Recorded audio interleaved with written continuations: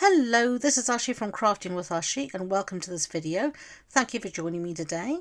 This is the cute Mother's Day card we're making. It's based on this lovely flower cart with all these bunches of flowers, pots of flowers all around. I just think it's lovely. I absolutely adore flowers. So it's a card that's right up my street. So we're starting here with a piece of basic white cardstock that measures 14.35 centimeters by 10. We're going to do a little bit of ink blending. So I've got my ink pad here and this is just balmy blue, and I'm just adding some ink to the top 3/4 portion of my card. Can't really see it here on the camera, it doesn't pick it up very well, but I'm just inking very lightly. I don't want it to be heavy and very deep. I just want it to give the semblance of some sky for my card. You'll be able to see this better on the still shot that you can find on my blog post, and you can find the link to that below in the description box. So we're just going to give that a little blend, go around the sides, and it's always best to do this lightly because you can always add more on but you can't take more off. Okay, so let's set that aside and do some stamping. We have a scrap piece here of basic white. Here's a stamp set flower card, and we're doing quite a bit of stamping here. So I've got my acrylic block, and we're going to be stamping here first in real red ink, and this is our little canopy. Give it up a good ink up because my ink pad is not that juicy, it needs to be re-inked. There we go. Clean that up with a wonderful simple chamois. This is a godsend for when you're doing a lot of stamping like this, and clean up the block as well, as you can see. So there we've got our canopy. So now we're going to stamp the base of our little card, and for this I'm going to use some Pecan Pie ink. There we go. It's a lovely brown. Down, hold it. Great stamping. So when I first made the card, I stamped more images than I actually needed, and this included my flower pots. So here I'm showing you all the ones that I've already stamped and die cut out because I stamped too many the first time, so I wanted to use them up rather than stamping it all over again. So here I'm going to stamp the wheels for my card, and I'm doing that in some basic grey. So just going to move those flower pots away in a second, clean up.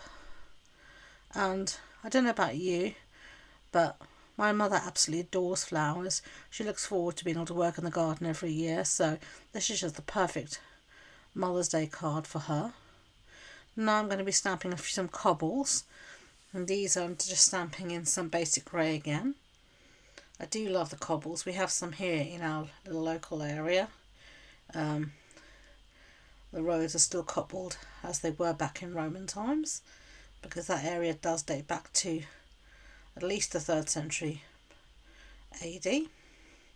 So we stamped a little sign there, and now we're going to be going on to stamp our florals, and this is a 2-step stamping. So firstly we're going to stamp the greenery, and I'm doing that here just in some old olive ink, and we're going to give that a little stamp and do it again. So we have 2 lots, one for the flower cards and one for our set of pots. So I clean that up, clean my block up because I've got ink obviously everywhere as normal. Put that back in its home, and now we're going to be stamping our florals here. So I'm going to stamp the florals in 2 different colours.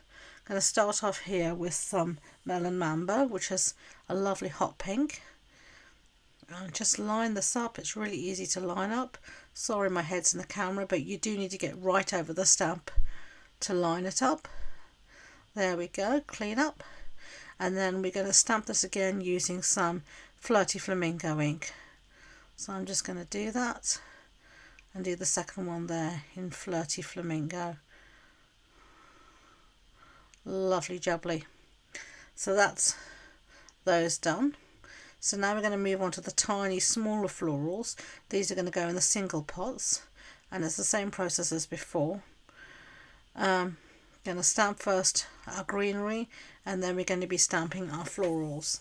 So if you are enjoying this video, I should say please do consider giving it a thumbs up. It really does help the algorithms. YouTube will show my videos to other people if they think other people like them, and it does help a very small channel like mine become more visible. So I really do appreciate it if you could give it a thumbs up, and also do consider subscribing. There we go, that's one floral done, and I have some left over from the last time I did the florals. So that's all of our stamping done. So now we're going to die cut all of that using the matching dies.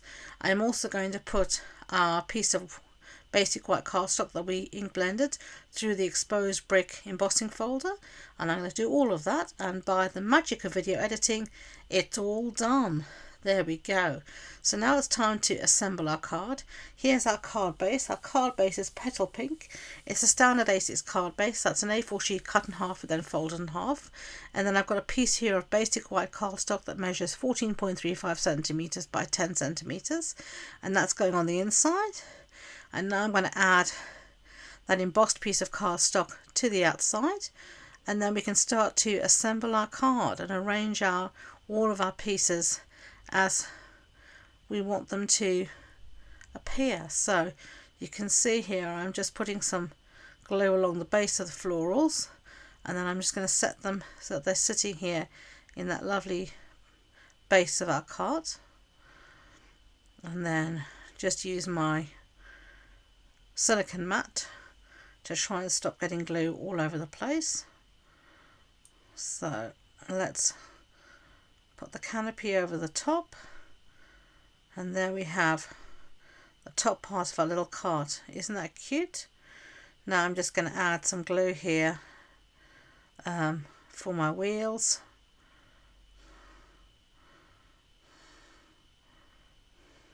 And there we go. Add that in. Didn't stick down very well, so we'll try again. There we go.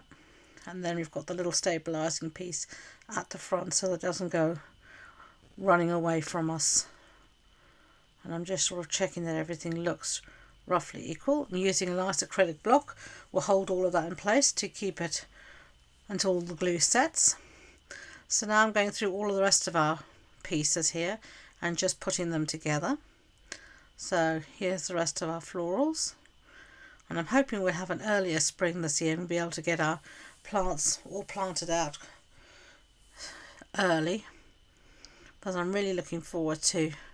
We always have lots of busy lizzies and geraniums and such like in the garden, and I'm really looking forward to planting those out and seeing lovely flowers all over the place rather than the grey, brown, dead as it is during the winter. So there we've put down our flowers, and we've put down one of our little cobbles, and I'm trying to decide where I want to put my little sign. I can't make up my mind, but I seem to be happy with that. And we're going to put some more cobbles down here, and where's the last one? I'm going to put that just over there, and then I'm going to get all of my flower pots, and I'm going to put some dimensionals on the back of those.